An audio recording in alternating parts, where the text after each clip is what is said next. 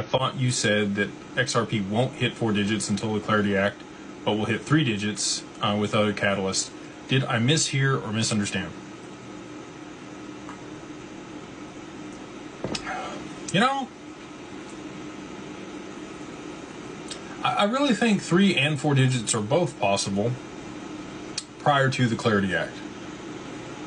I think that 3 digits is much more likely prior to the Clarity Act, and 4 digits could absolutely come after the Clarity Act. And the reason for that is it really can't start being used for back-end settlement until it's at least 3 digits at scale, you know, for the back-end settlement of the stock market or for SWIFT or for FX or commodities. And then, you know, once we know how it's regulated and how it can be used and transacted with, banks can already hold crypto to be able to settle transactions. The OCC has given them the authority to do so. So, you know, that means they can hold XRP. XRP, in my mind, is already a commodity here in the U.S.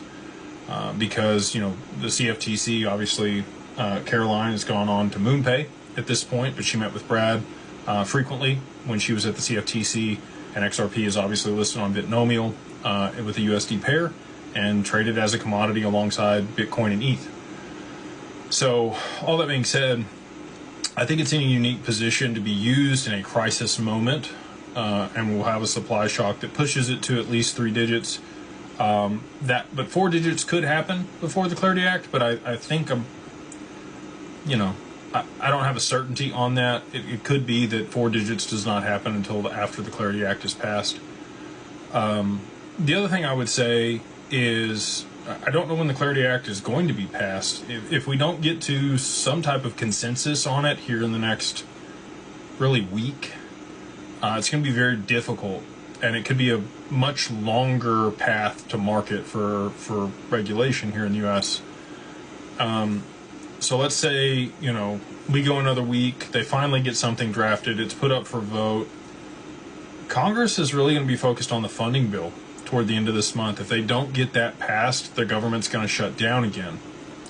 And they're not going to allow competing bills to take away from that. And we saw, even with focus on that, we had a government shutdown of 40 plus days last year. If, you know, something similar were to take place, we're really into March and midterms at that point.